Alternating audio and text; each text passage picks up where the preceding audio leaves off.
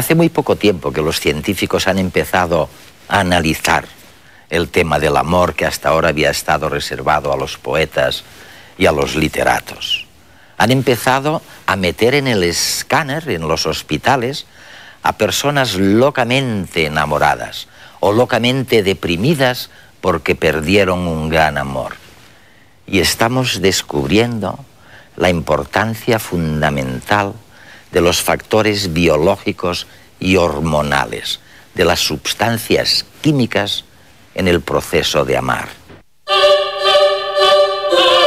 ¿Quién no ha sentido alguna vez la fuerza inexplicable del amor? Todas las culturas, a lo largo de la historia, han dejado leyendas y obras de arte que reflejan la universalidad de este sentimiento. Todos los seres humanos, en un momento u otro, se han visto arrastrados por él. Y es que el amor, como decía la canción, está en el aire. Hasta los animales lo sienten. Los estudios sobre el comportamiento de mamíferos y aves nos describen lametones, caricias, frotamientos varios y bailes de cortejo. Por tanto, cabe pensar que el amor es un instinto primitivo, mucho más antiguo que nuestra propia existencia como especie.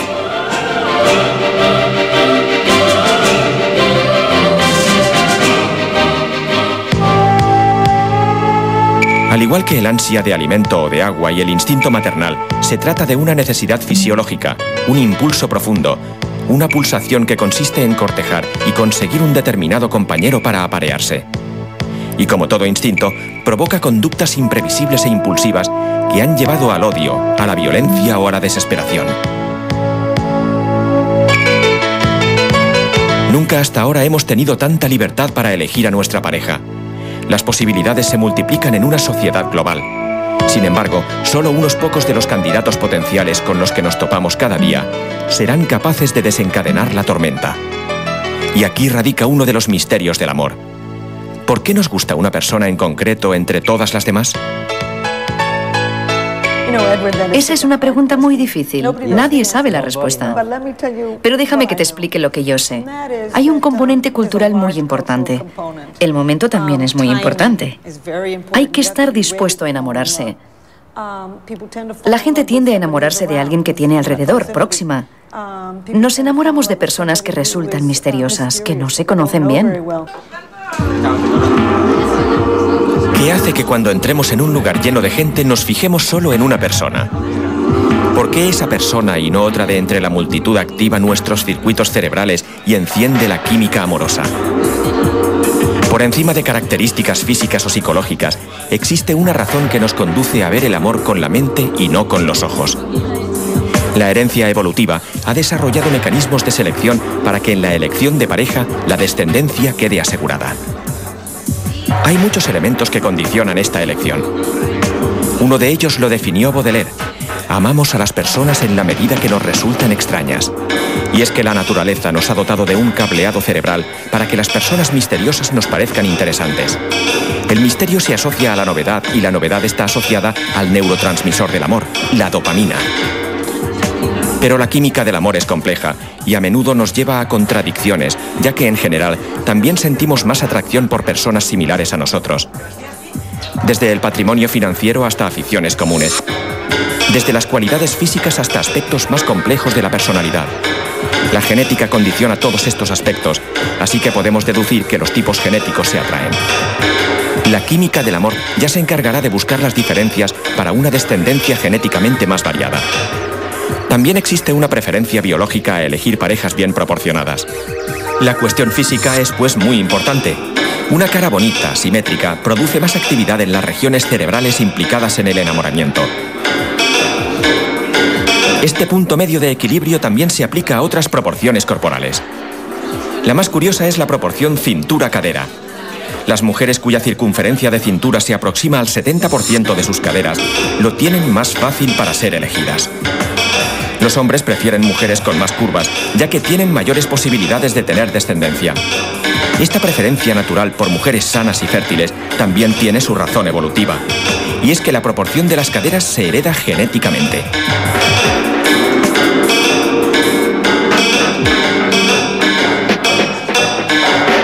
De entrada, los hombres juegan con ventaja en la elección, ya que muchos de los condicionantes son físicos. Solo se trata de tener buena vista.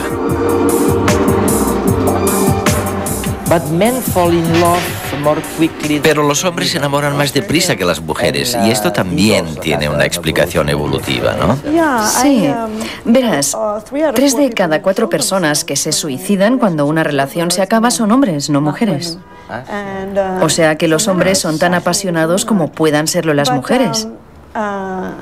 En efecto, se enamoran más deprisa. En nuestro experimento teníamos 10 mujeres y 7 hombres.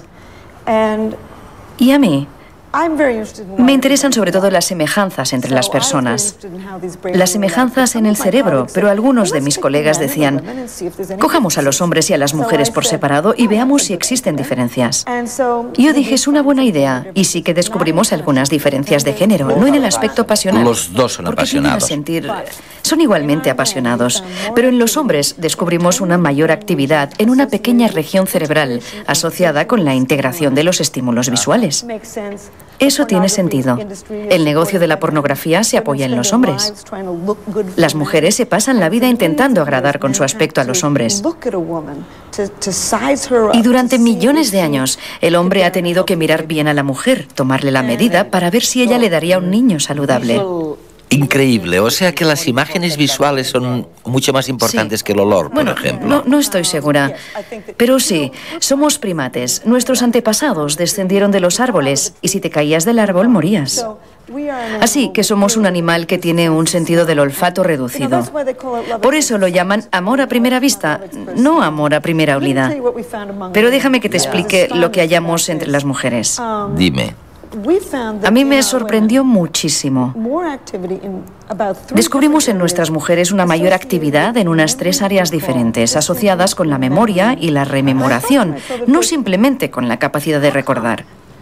Y al principio me dije, ¿cómo es posible? Y luego pensé, durante millones de años, una mujer no podía mirar a un hombre y saber si podía ser un buen padre y un buen marido. Tenía que recordar.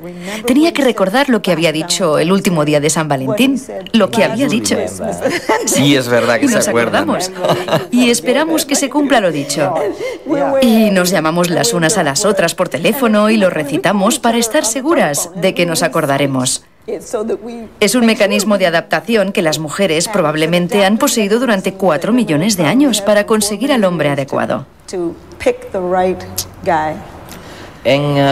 ¿Y qué le sucede al cerebro de los mamíferos cuando están realmente locos de amor?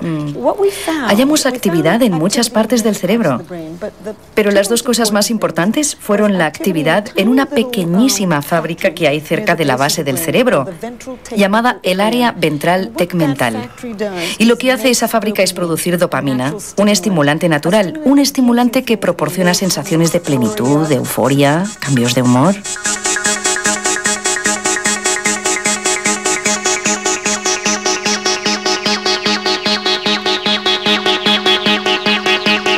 Todos estos síntomas del enamoramiento se deben a que la actividad química de nuestro cerebro cambia. Aumentan los niveles de 2 estimulantes muy potentes, la dopamina y la norepinefrina, y disminuyen los de otra molécula, la serotonina. Anegados por este cóctel químico, sucumbimos al amor y a todos sus efectos. Él o ella se convierten en el centro de todo, en detrimento de cualquier otra cosa o persona. Y es que la dopamina y la norepinefrina ayudan a focalizar nuestra atención. Miramos al amado como algo único y nuevo, porque la dopamina favorece el aprendizaje de estímulos novedosos. Y recordamos detalles minúsculos de esta persona y del tiempo que hemos pasado juntos, gracias a que la norepinefrina aumenta la capacidad de recordar estímulos nuevos. No podemos dejar de pensar en él o ella. Es inevitable, y se debe a que los niveles de serotonina disminuyen y provocan un pensamiento obsesivo.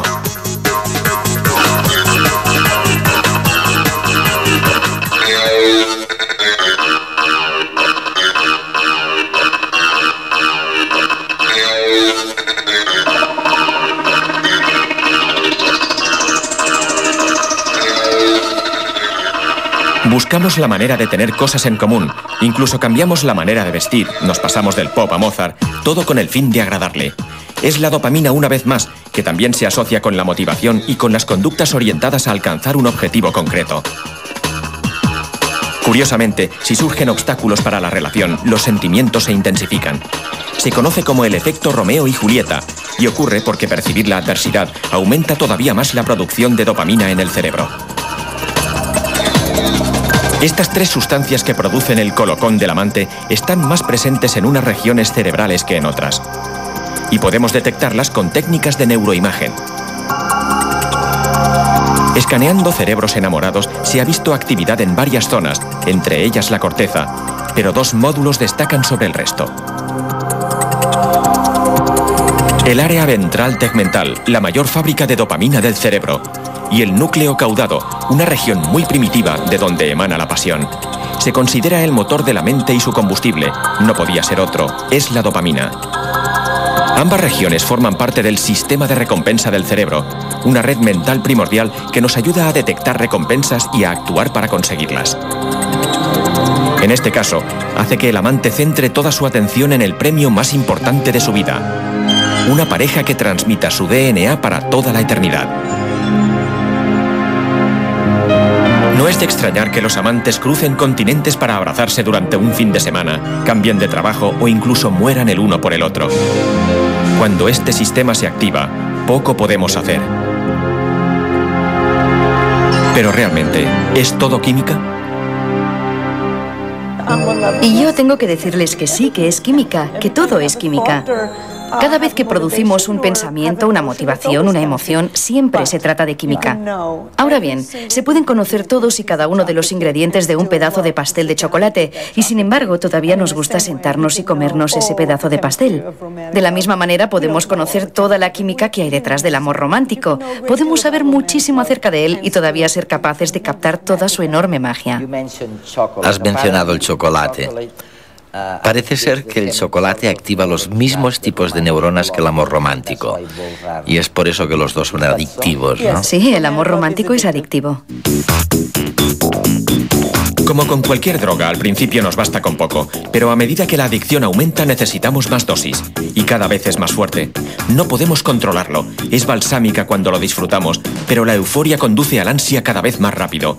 Produce obsesión, compulsión, distorsión de la realidad, dependencia emocional, dependencia física y cambio de personalidad. Y al final acaba uno diciendo, no puedo vivir sin ti. Y es que todas las adicciones importantes están asociadas con niveles altos de dopamina. Además, el escáner del cerebro lo corrobora. Las regiones que se activan al consumir cocaína u opiáceos son las mismas que se activan en el cerebro enamorado. Es el sistema de recompensa, el recorrido cerebral que nos motiva y nos impulsa a actuar para conseguir aquello que anhela nuestro cerebro.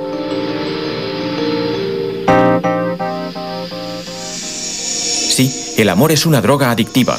Una adicción positiva que provoca una feliz dependencia cuando se es correspondido y una ansiedad dolorosa, triste y a veces destructiva cuando es rechazado.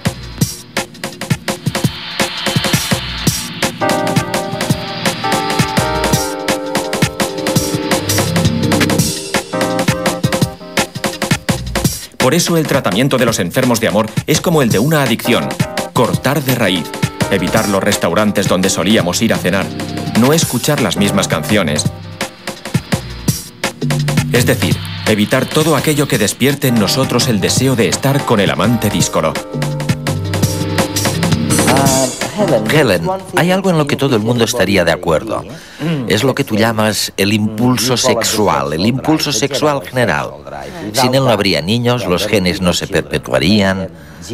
El impulso sexual es diferente del amor romántico y es diferente del afecto. También creo que han evolucionado por razones diferentes. El impulso sexual evolucionó para que saliéramos a buscar a nuestras parejas.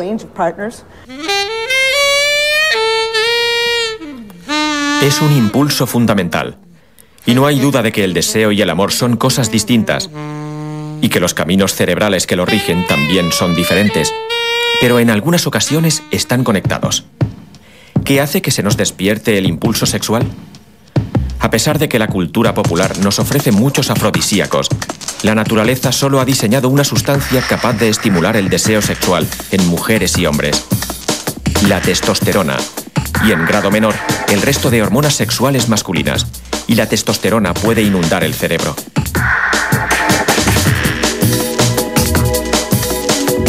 Cuando nos enamoramos de alguien, también lo deseamos. ¿Por qué? Porque la dopamina, la norepinefrina y la serotonina, los elixires del amor, estimulan la producción de testosterona. No es de extrañar que los amantes pasen toda la noche acariciándose.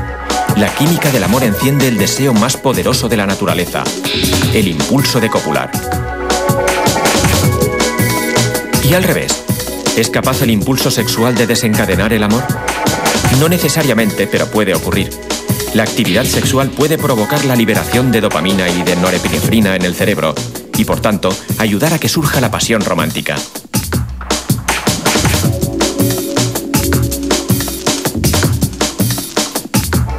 Las interacciones químicas de nuestro cerebro pueden jugárnosla si nos vamos a la cama con alguien a quien no queremos como pareja.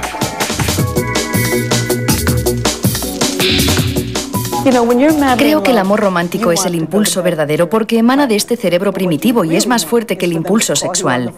Cuando estamos locamente enamorados queremos irnos a la cama con nuestra pareja, pero lo que realmente queremos es crear una unión emocional. De hecho, una de las características principales del amor romántico es el deseo de contacto sexual. Cuando nos acostamos con alguien y no lo amamos, no nos importa realmente si también se acuesta con otros. Pero cuando nos enamoramos, pasamos a ser realmente posesivos. En la comunidad científica lo llamamos vigilancia de la pareja. Una de las características del amor romántico es la obsesión por el ser amado. Pensar en él continuamente, fantasear e inventar situaciones imaginadas son consecuencias de un bajón de serotonina y un subidón de dopamina en el cerebro. De repente nos convertimos en un Sherlock Holmes de pacotilla y analizamos todo lo que hace el otro, hasta el más pequeño detalle. Cualquier pequeña muestra de desatención puede desencadenar en nosotros una cascada de inseguridades, cuyo último escalón son los celos. Los celos en el hombre y la mujer son diferentes. El hombre teme una infidelidad sexual por el miedo ancestral a criar unos niños que no sean suyos, que no sirvan para la supervivencia de sus genes. La mujer, en cambio, teme una infidelidad emocional, que el hombre la abandone. Esto se debe al miedo ancestral a quedarse sola para el cuidado y la cría de la descendencia.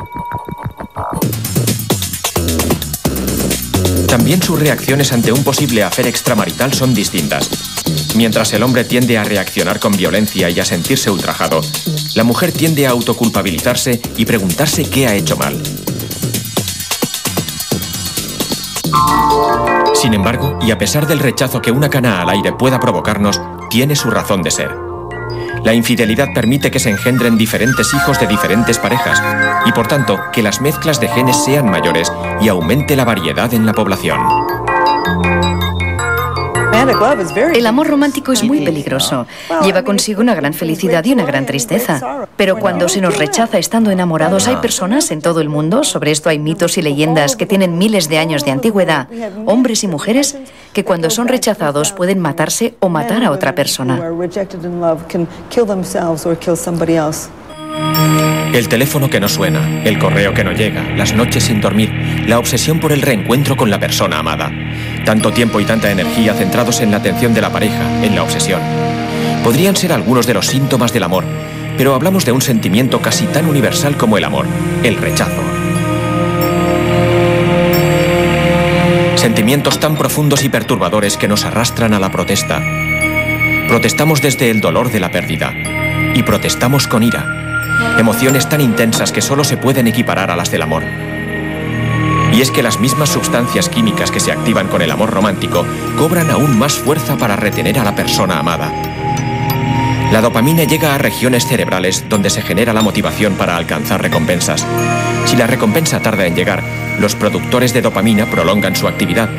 Los niveles aumentan y la motivación cobra más fuerza. En los centros de la corteza prefrontal es donde se evalúa la recompensa. Si ese teléfono todavía sigue sin sonar, se enviarán señales a la amígdala y se desencadenará la ira. De esta manera, el amor y el odio están íntimamente conectados en el cerebro.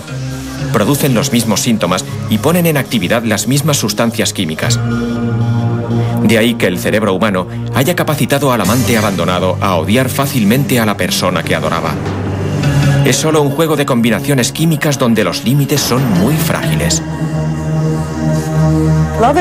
El amor y el odio son muy parecidos. La indiferencia es su contrario.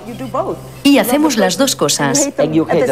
Amamos a la persona y la odiamos al mismo tiempo. Esto es. Y aquello por lo que suspiramos es la indiferencia. De hecho, el amor y el odio tienen mucho en común. Cuando odiamos, concentramos nuestra atención tanto como cuando amamos. Tenemos una gran cantidad de energía, nos cuesta comer y nos cuesta dormir. El amor y el odio tienen mucho en común. Y al final casi siempre llega la ruptura. Todo salta por los aires y surge la tristeza, la depresión. Una tristeza enorme. Es enorme, ¿verdad? ¿Y por qué ocurre eso? Una tristeza enorme nos acompaña en este final del camino. El amante rechazado al final se rinde, y es que el cuerpo humano, químicamente, no puede permitirse tanto desgaste energético. En esta segunda parte del rechazo, la ira nos abandona y nos resignamos a la pérdida. De nuestra lucidez y de las valoraciones que hagamos de nosotros mismos y de los demás, dependerá una resignación más o menos dolorosa.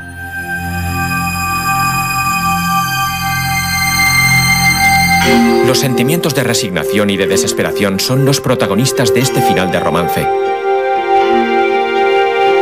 Estos sentimientos están directamente asociados con el sistema de recompensa del cerebro y evidentemente con su combustible, la dopamina. Cuando al final nos damos cuenta de que la recompensa no llegará, cuando aflora la pérdida, las células productoras de dopamina disminuyen su actividad. Unos niveles bajos de dopamina se asocian al abatimiento y al letargo.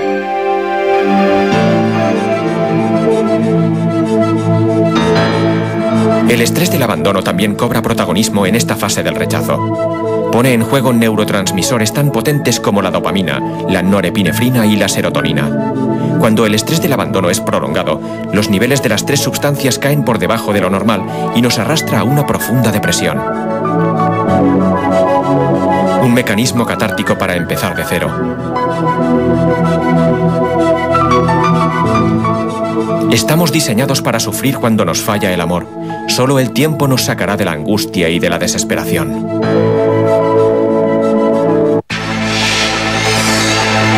Tras la borrachera bioquímica del amor romántico, el cuerpo y la mente deben recuperarse. Si nos pasáramos toda la vida enamorados, no tendríamos ni la atención ni la energía necesarias para hacer nada más. Ni trabajar ni criar a los niños. Por tanto, es necesario que se acabe. El hipotálamo, una glándula que se encuentra justo debajo del cerebro, se encarga de poner orden segregando dos hormonas, la vasopresina y la oxitocina, que son las responsables de generar lazos de cariño y responsabilidad con los hijos y con la pareja.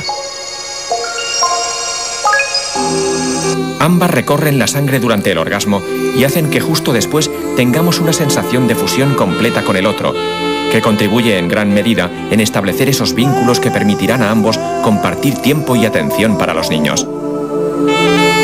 De esta manera, la locura del amor romántico se transforma en un sentimiento de calma, seguridad y unión con una pareja de larga duración. Sin embargo, la felicidad no es eterna. La monogamia tiene fecha de caducidad. Los últimos datos la sitúan en torno a los 4 años.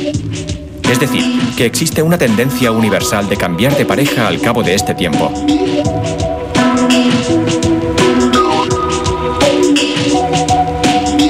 Se ha comprobado que en las sociedades primitivas actuales, las mujeres solo pueden parir cada 4 años, ya que la ovulación se inhibe después del parto debido a la dieta ligera y a que amamantan a la cría durante mucho tiempo.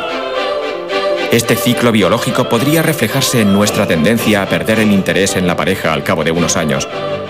Nuestro cuerpo, diseñado hace miles de años, nos dice de esta manera que es hora de buscar otro amor para tener nuevos hijos.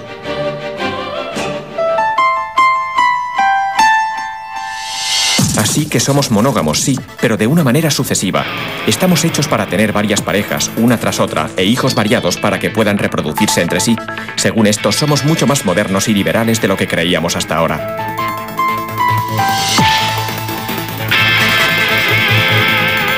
Aún sabiendo esto, la mayoría de nosotros anhela una pareja para toda la vida. Y muchos consiguen ser feliz y mantener la química del apego, el cariño y la complicidad durante muchos años. Es cuestión de suerte. Al fin y al cabo, nosotros poco decidimos. Nuestra biología se encarga de ello sin que nos demos cuenta.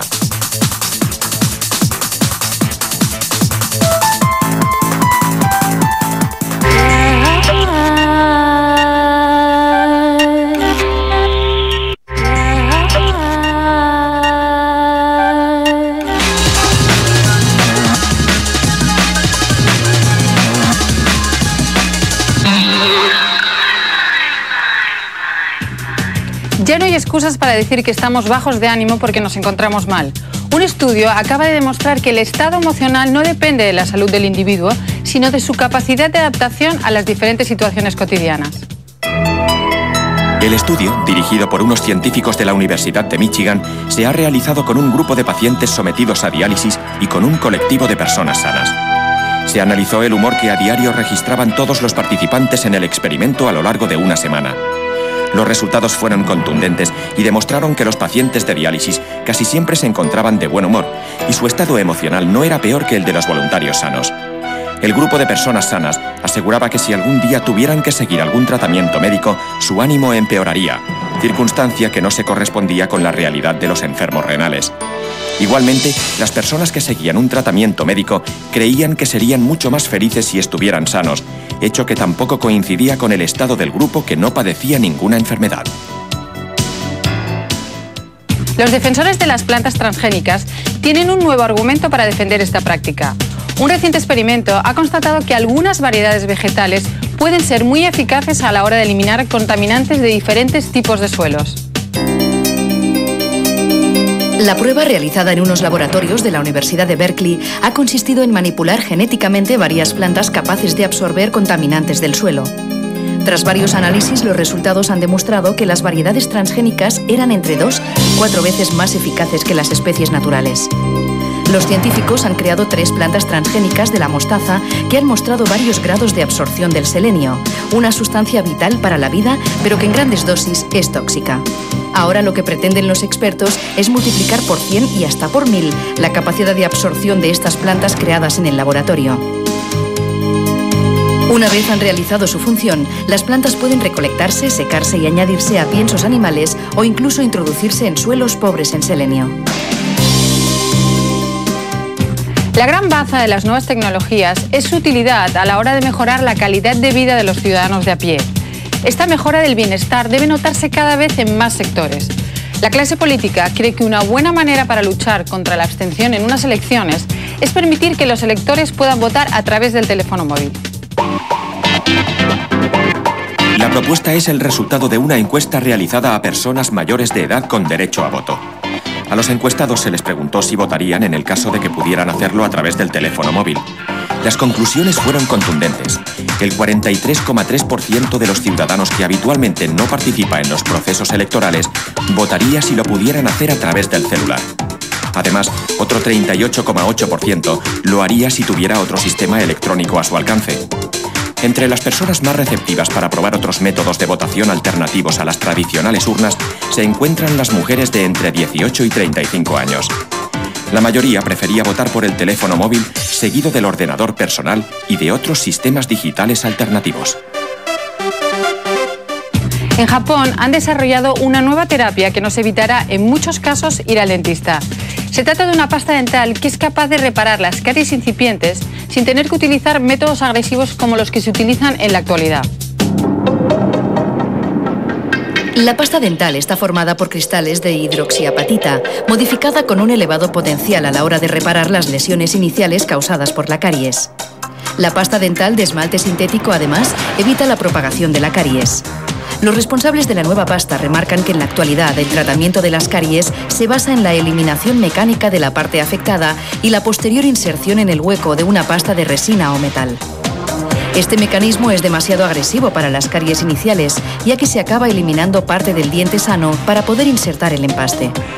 La pasta ideada por los nipones reconstruye el diente sin tener que agujerearlo y a la vez fortalece el esmalte natural de la pieza dental.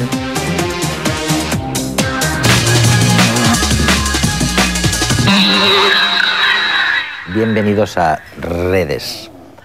Bueno, nuestros telespectadores en España y en el resto del mundo a través del canal internacional de televisión española. Hoy quédense quietos porque vamos a aportar la ciencia a la comprensión de un fenómeno que afecta a todo el mundo, que es universal y de los que unos salen muy bien parados y felices y los otros no tanto.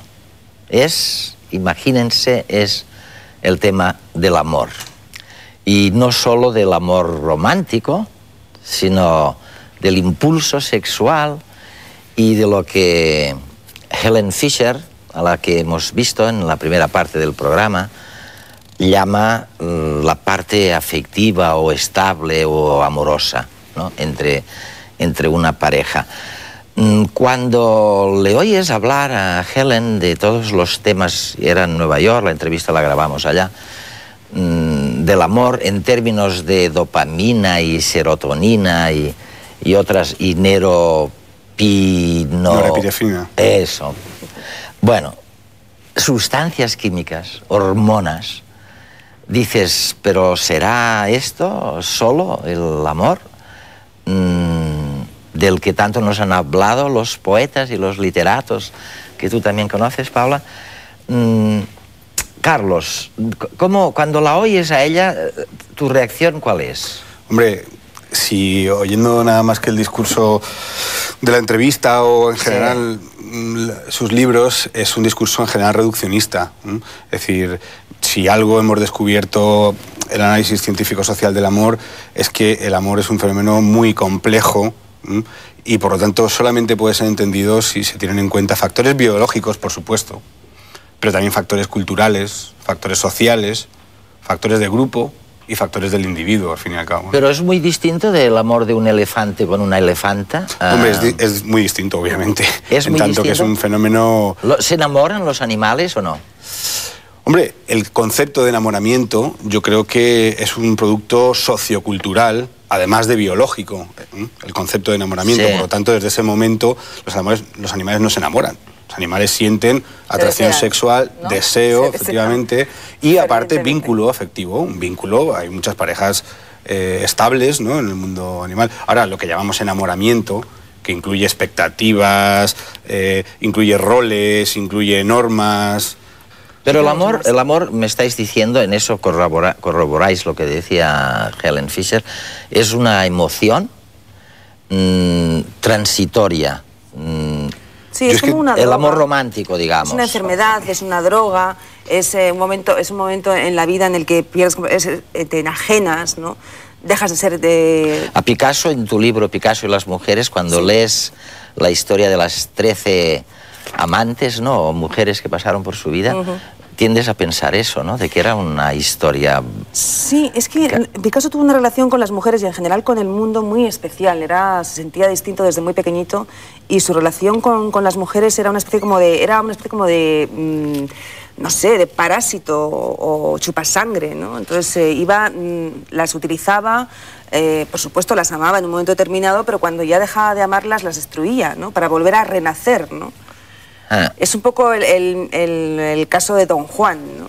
En este caso, él va más allá porque, por supuesto, tiene relaciones carnales con todas ellas. Pero, bueno, la primera de todas las mujeres que es fundamental es su madre, ¿no? Su madre marca para siempre la existencia y la forma de relacionarse con las mujeres de Picasso. Pero vamos a empezar por el comienzo, entonces. Oye, ¿hay o no hay unos marcadores biológicos que suscitan ya sea el impulso sexual o el enamoramiento? Sí. Hay unos marcadores biológicos, sí, por supuesto, aparte de la cultura y de todo lo que me cuentes. Efectivamente, es decir, la base o el origen está en una necesidad de afiliación que tiene el ser humano y otros animales, obviamente, y un deseo sexual. Eso, digamos, es la infraestructura de lo que luego será el fenómeno amoroso. Y yo, desde luego, sí que creo que si hay algo que puede aclarar, algo que aporte la ciencia social y que pueda aclarar en general, a divulgar un poco y a desenmarañar este complejo sentimiento, es el tener muy claro que merece la pena distinguir entre amor y enamoramiento, y que no son lo mismo, ¿no? Y que el deseo sexual es una cosa, lo que llamamos enamoramiento es un estado fugaz, compuesto por una serie de reacciones, por supuesto bioquímicas, pero que tienen una traducción en el lenguaje psicológico y que lo ha glosado la literatura, y que el amor es un proceso más dilatado en el tiempo, donde fluctúan una serie de componentes y que no es ni mucho menos lo mismo que el enamoramiento, ¿no? Y yo no sé si tenemos tiempo vamos al primero. No, o sea, lo interesante de este tema, lo fascinante, es que a pesar de ser algo universal, que se enamora a todo el mundo, y una parte de ese mundo muchísimas veces no aprenden. No se aprende. El amor es siempre joven. Es universal. No, es de las pocas experiencias en la vida de las que no se aprende. Sobre el enamoramiento hay dudas de si es universal o no es universal. No todos los autores opinan lo mismo. Sí, de todas maneras, yo creo que sí que habría que diferenciar entre lo que es, como si dijéramos, el deseo sexual, claro, y posterior enamoramiento con lo que es la pasión. Es decir, la única manera de que la pasión se mantenga es creando ese vínculo no conseguido del todo. Y mientras eso, la pasión puede durar mucho tiempo, porque tú decías que es algo efímero, es una especie como de enfermedad o patología que se supera, pero dependiendo de qué circunstancias puede no superarse nunca, porque mientras no consigas el objeto de tu deseo, siempre tendrás, como si dijéramos, el deseo, la motivación, el estímulo suficiente como para seguir, ¿no? Siempre y cuando haya, como si dijéramos, una respuesta por el otro lado, es que ¿no? Uno de los factores que reducen la pasión es la convivencia, efectivamente, el conocimiento de la persona. Ahora, y ahí hablaríamos ya más del amor, ¿no? Cuando dos personas conviven, porque, bueno, pues después de haber pasado por la pasión. Vamos a llegar ahora a eso, a lo de la convivencia y el amor, ¿no? Pero, oye, hay un psicólogo que hemos entrevistado en redes, Sapolsky, de Stanford, de la Universidad de Stanford, que dice si yo pudiera recibir desde mi computador online lo que le está pasando a una persona situada a 2000 kilómetros de distancia, en cuanto a secreciones de dopamina, de serotonina, tensión arterial y todo esto, yo puedo decir que esta persona a 2000 kilómetros de distancia está locamente enamorada o odia locamente a la persona que un día la enamoró. O sufre un ataque de pánico, ¿no? No puede distinguir a distancia entre odio y amor. O sea que el amor tiene una doble cara.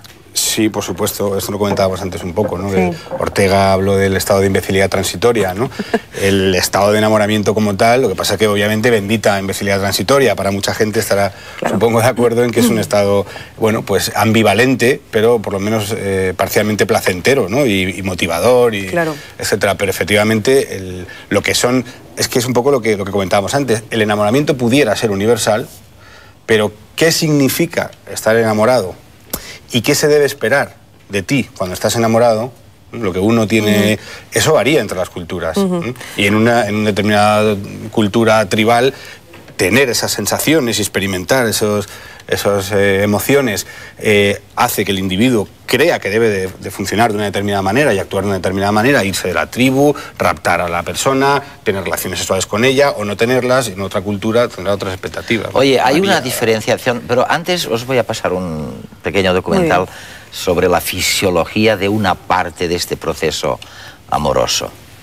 Lo vemos. Según la Organización Mundial de la Salud, en un simple día tienen lugar más de 100 millones de coitos. El sexo es, sin lugar a dudas, una innegable fuente de placer por la que no nos importa derrochar energía. Seducimos, conquistamos y a cambio únicamente obtenemos unos 12 minutos anuales de embriaguez orgásmica. ¿Por qué entonces el sexo resulta tan atractivo? La respuesta sexual nace a partir de una dosis de estimulación. Una caricia, una mirada o una simple palabra es suficiente para activar los nervios sensoriales del cuerpo. Estos, tras ser excitados, envían señales al cerebro y a la médula espinal, transmitiendo un mensaje claro y conciso. El sexo es posible. Si la estimulación es la adecuada, a los 20 segundos el cuerpo ya ha desplegado un plan de ataque que inunda el organismo de un profundo deseo.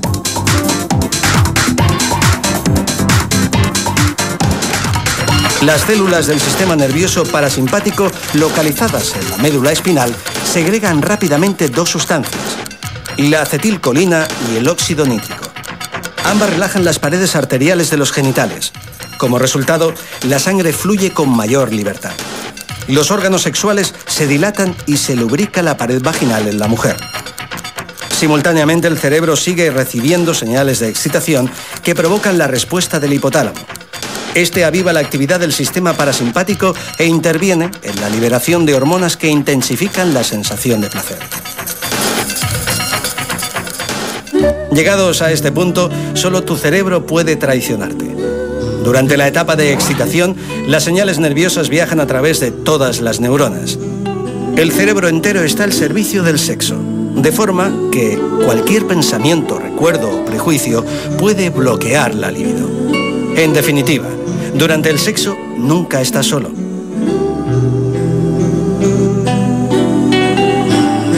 Pero si todo va bien, el deseo sexual crece hasta llegar a los albores del clímax. El sistema nervioso simpático toma entonces el control de la situación. Las células que lo forman liberan compuestos que causan contracciones en la región pélvica cada segundo. El pulso se acelera. El ritmo respiratorio aumenta para oxigenar más deprisa.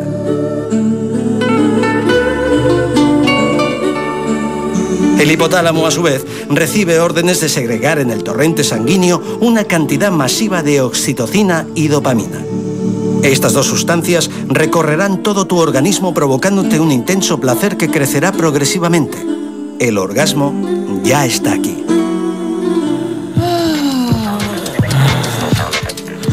Un estado de bienestar, tranquilidad y somnolencia se apodera ahora de tu cuerpo. Las endorfinas y la serotonina son responsables de esta sensación. No intentes, por tanto, repetir la hazaña de forma inmediata, ni tampoco te desanimes. Para excitarse otra vez, él tendrá que esperar a que el hipotálamo reabsorba la serotonina antes liberada. Mientras tanto, deberás contentarte con un plácido sueño.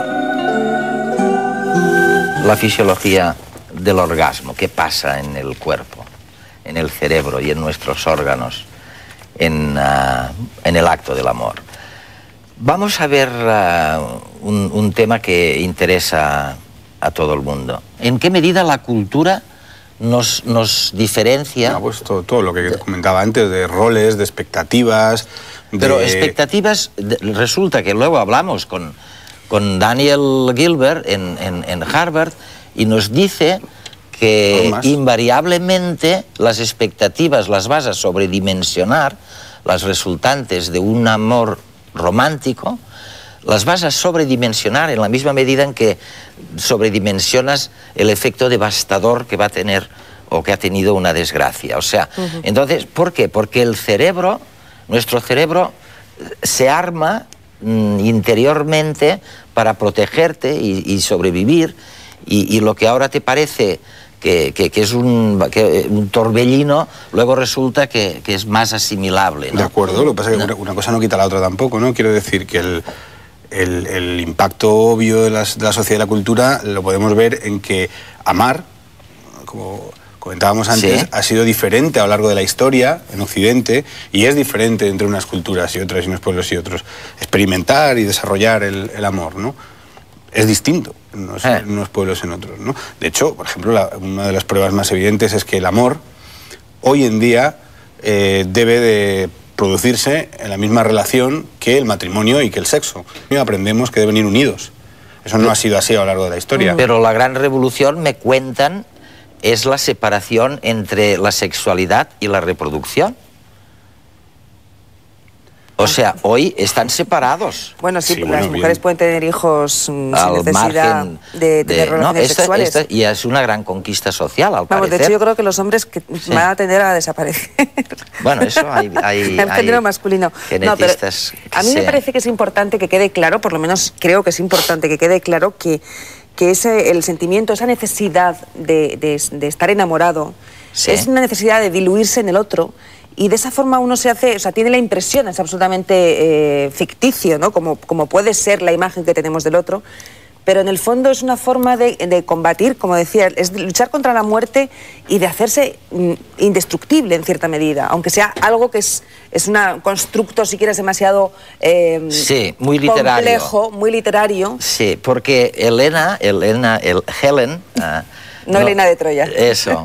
Helen nos dice que este enamoramiento romántico es evolutivamente, se explica por la necesidad de no desperdigar esfuerzos, de concentrar esfuerzos, y por lo tanto, fíjate solo en una persona, pues entonces, y no ya sé está. Pues si tuviera razón esta Helen, no nos equivocaríamos tanto.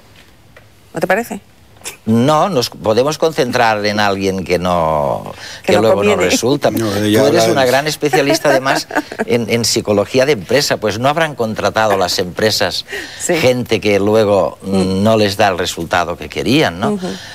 Yo lo que no veo, Carlos, y me he leído tu libro con enorme interés porque lo leí después de la entrevista con Helen, y es el único ejemplo que conozco en España de compendiar realmente la biología y la cultura en el tema del amor, pero no veo...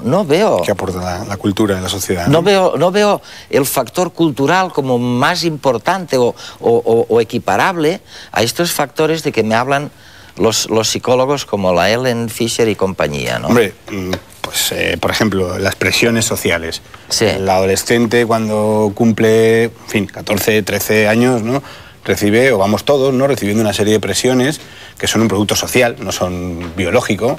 Primero, hacia el atractivo físico. Debemos parecer físicamente atractivos, ¿no? Eso es una presión que existe.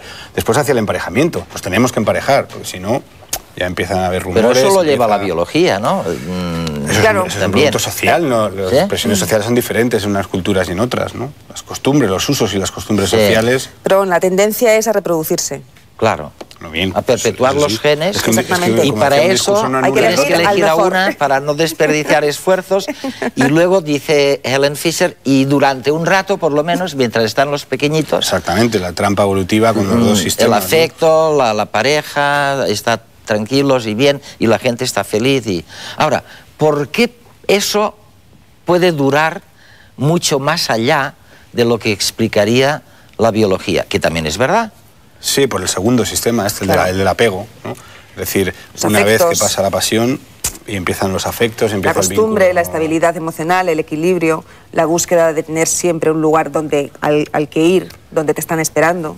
De hecho, se ha acuñado incluso un término, ¿no?, para referirse a esto, por eso decía que no era lo mismo amor que enamoramiento, ¿no? Hoy en día se habla de amor compañero, ¿no? Companionate love. Oye, ¿hay algo nuevo de lo que estudia Paula en la historia de los mitos y la literatura y del amor, al amor moderno de una ciudad como Madrid o Barcelona o Buenos Aires o México? Quiero decir, ¿hay algo, o Estados Unidos, en Nueva York, hay algo que ha cambiado fundamentalmente en los últimos 20, 30 años? Yo creo que sí, que nunca hemos estado más solos. Que nunca hemos estado más solos. Menos enamorados, dirías, o menos... No, yo creo que menos enamorados no lo sé. No, yo creo que no, es un problema de... Es decir, si veis las estadísticas de la cantidad de matrimonios, sigue habiendo el mismo número de matrimonios, pero ahí se ha quintuplicado el número de divorcios, ¿no? Entonces, ahora hay muchísima gente, por lo menos gente de mi generación, que no solamente se ha separado, sino que es que además no tiene ningún interés en volver a tener una relación estable con nadie. Y entonces, bueno, pues van de flor en flor tanto los hombres como las mujeres, ¿no? Porque no tienen ganas de volverse a comprometer, pero en cierta medida entienden la separación como un fracaso, cosa con la que yo no estoy de acuerdo, pero sí tengo la impresión de que la sociedad que hemos creado es una sociedad muy individualista, donde la gente necesita que la quieran, pero no tiene ni idea de cómo dar cariño, ¿no? O sea, luego también hay un nuevo tipo de amor, digamos, ¿no? Es el amor a través de Internet, ¿no? Que ha surgido hace... Aunque luego también hablábamos que no es tan nuevo, ¿no? Porque a lo largo de la historia ha existido amor epistolar, ¿no?, a través de cartas, y en realidad era lo mismo, ¿no? La construcción de una imagen idealizada de... Que en realidad es lo que yo pienso que es el amor. O sea, en realidad tú no te enamoras de la persona que tienes enfrente, te enamoras de lo que tú imaginas que la persona que tienes enfrente es. Te la inventas. La fabricas. Hombre, claro. eso hablaba también Stendhal, ¿no? la construcción y la cristalización de un ideal, ¿no? Que luego evidentemente se rompe con el tiempo. Claro, y con el conocimiento. Esa ruptura la podemos llevar mal, regular o bien, ¿no? Claro. Hay un neurólogo por ahí, Zeki, que también ha estudiado estos temas, en que tú mencionabas ahora el tema del arquetipo. Él dice que tendemos a crear un arquetipo tan sofisticado y tan arquetipo, tan ideal, que bueno, luego no hay quien se le resista. O sea que cualquier comparación con el arquetipo se derrumba, y de ahí esta mayor soledad y esta mayor...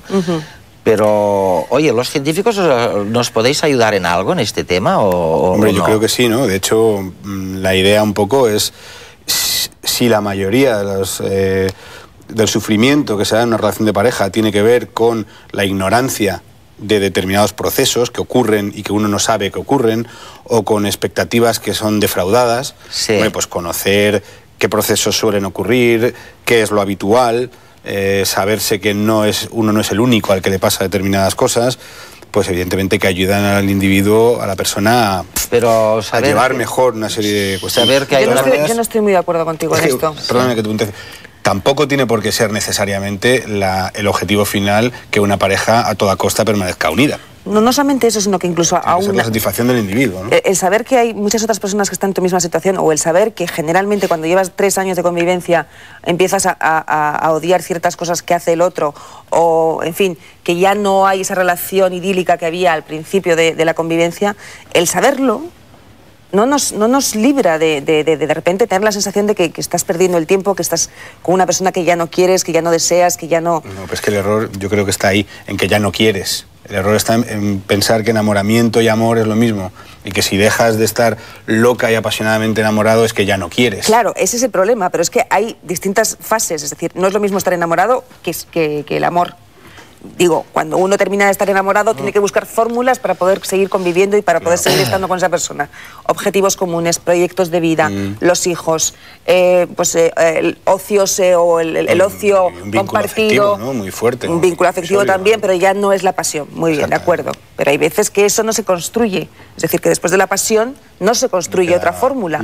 Oye, tenemos un juego especial a nuestros telespectadores, y es el del concurso. Esta vez, este trimestre, el concurso es, responder a la pregunta siguiente. Hay algunas convicciones generalizadas, algunas creencias casi universales que usted puede demostrar que son falsas. Es el tema de la cuestión esta semana, este mes y los 2 meses que vienen. Y con esto les dejo hasta la próxima semana.